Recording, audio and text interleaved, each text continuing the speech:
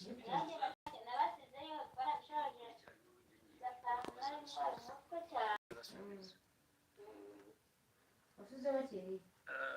ibyo gusa n'ibindi tumaze iminsi tubona niba mukurikira ibiyobyabwenge abantu ibinyobwa hari ibindi by'ibiyobyabwenge abantu bahinduye biririmba mubyita amazina y'igitangaza kugira ngo birica abantu birica abana n'abakuru hari ababirimo ndetse birica abantu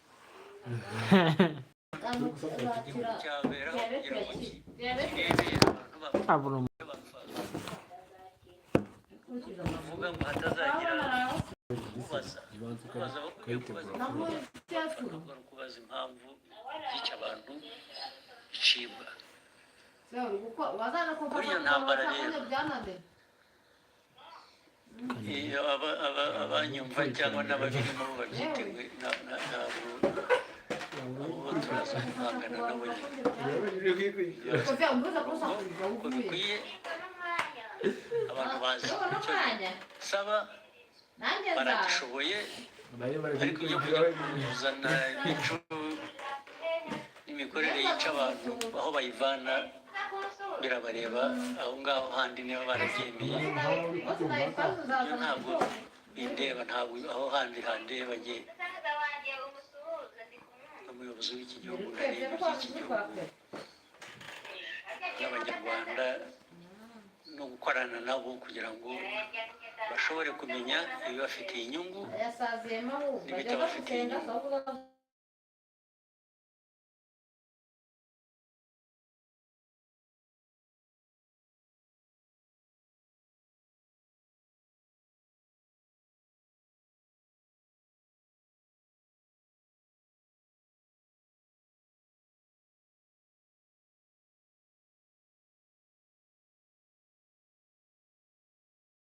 ntabwo byavana abantu ku ntego yo guhangana n'icyo kibi abantu bagomba guhangana nacyo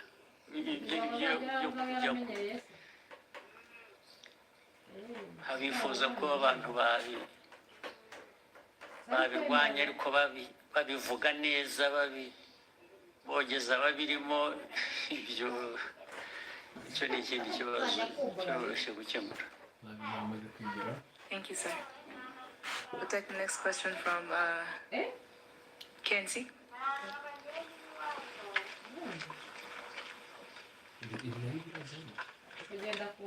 Thank you, Excellency. I am Kakoza Nkuriza Charles, known as KNC, from TV1.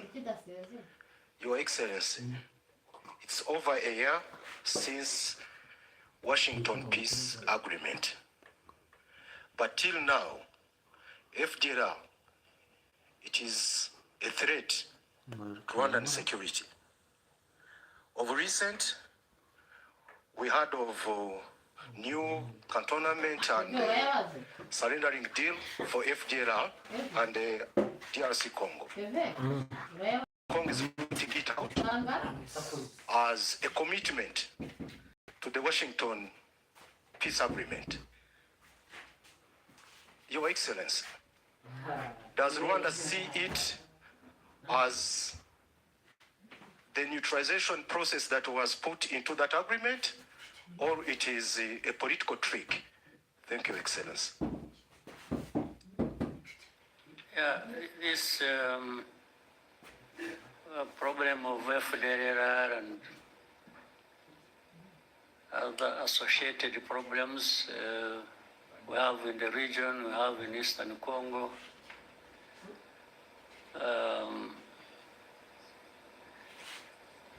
First of all,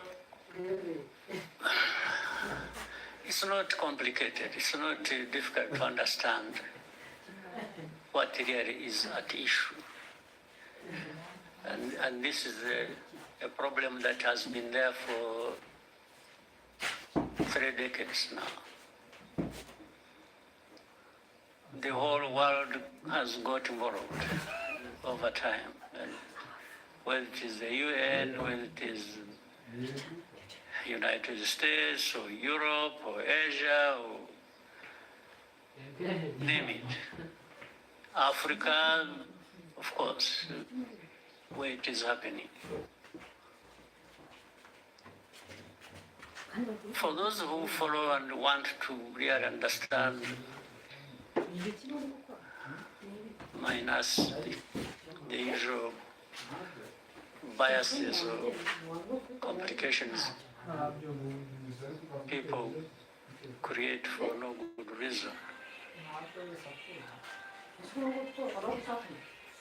The facts are there, they are clear. The origin of the problem is known. The handling and the mishandling of this problem over many years is known. The actors are known. So there have been, you are talking about the Washington Accords. These are just recent efforts. Before that, over many years past, the efforts and the discussions and the noises about how to deal with the problem have run into their hundreds, but you still remain with the problem. Some would even want to simplify it and they say it is Rwanda the problem. Meaning if we didn't have Rwanda, or if there was a way of carrying this country somewhere and turn it into an island, the Pacific or Indian Ocean or wherever, remove it from here. That may be a solution. That's what they implied here. That maybe a solution would be found. But ask yourself whether that really is true. There are many parties to this problem. One is Congo, the other is the international community that has really messed up this whole thing from the beginning, as we know it. There is Rwanda, there are other countries of our region. All these have a way they have contributed to the problem and the way they can contribute to a solution. But the way it is handled seems not to put that into account.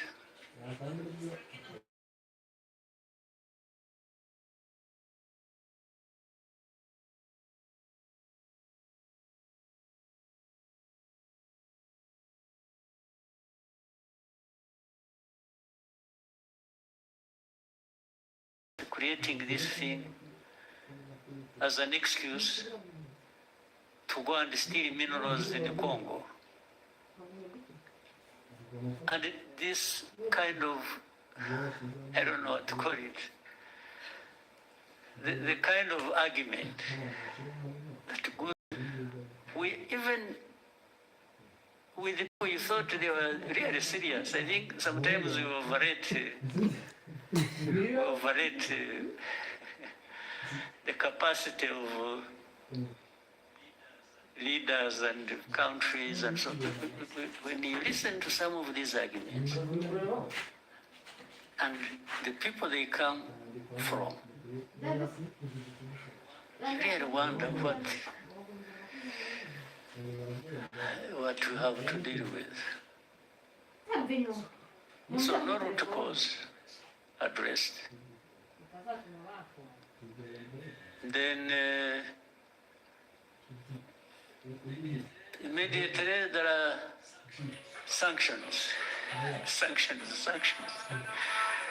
I've never understood. Sanctions, yes, they really create problems. They do. But that is all. there are problems added to the problems that were originally there. That's all.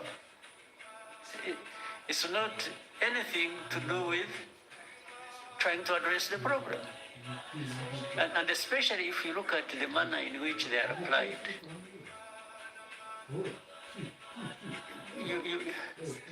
Instead of sanctioning FDLR or those who work with them or support them, they sanction those who fight them. I mean, I don't understand the logic. Then, instead of saying, in Eastern Congo, there is a problem of Congolese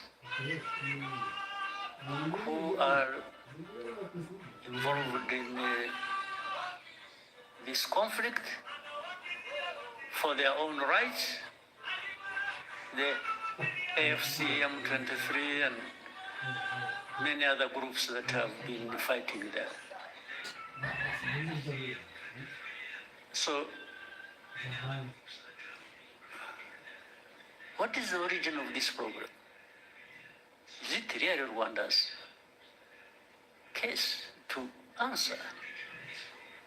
Are we the ones denying these Congolese their rights in the Congo?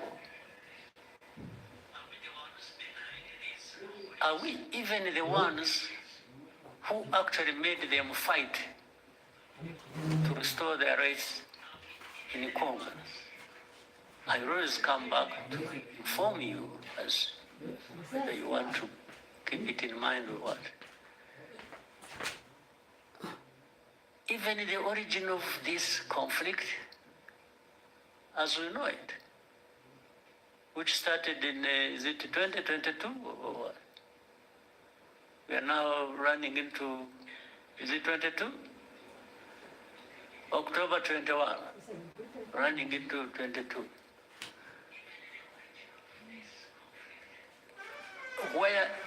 How did it start? Actually, this conflict was started by Congo itself, working with the people to have this invasion into Congo start, and the plan was always to put it on the shoulders of Rwanda. Try, without mentioning names, without anything, you people try to, as you live here, find out where these people who are fighting originate from. Where did they come from? Did they come from Rwanda? If you find they came from Rwanda, maybe there is a reason to say, yeah, but there is something Rwanda is not saying in full. That's a piece of story. Fine. So, the start of the conflict is not by Rwanda. And then Rwanda comes to own the problem, the origin of the problem. It is made to own the origin of the problem.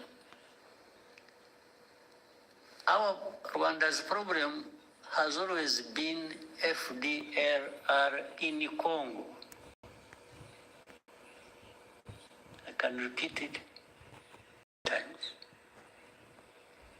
And if this problem of FDLR is not resolved, of course, Rwanda will always remain involved as part of this problem. I mean, there are no two ways about it. And this is something we have said for the last 30 years. So if you don't want Rwanda,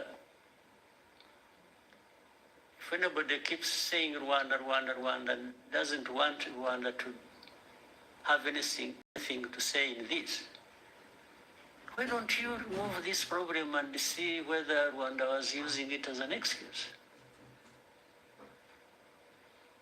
But there is even open information. By the way, people in Kinshasa, the government, officials, they say it publicly, openly.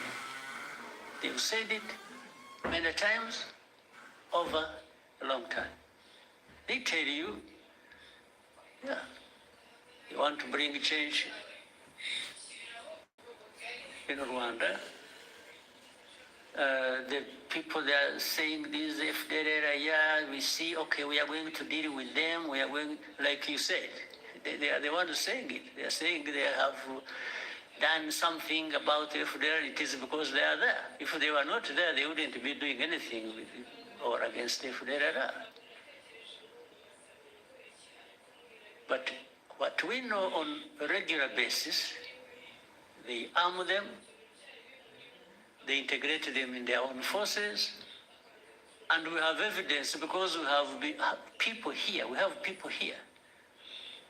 former FDR combatants, who have been part of all those efforts. And either some of them came back home on their own or were captured in Congo, and they are telling the same story. You people, if you know a place called Mutobo, there is a place called Mutobo where we take people and for the effort of integrating them in society. These people are there, they give you space to interview directly these people who will tell you these stories. The same people of the UN, the same people in the US, the same people in Europe, the same people who keep asking questions, some of them representing their own governments, have actually been there and they have been told these things, and the very involved have given them anything and everything they wanted to know about FDLR and how it is well embedded and supported by and in Congo. So these questions that keep coming, I mean, we live in a world that is like this. We have to deal with it the way it is. So for us, I mean, we have.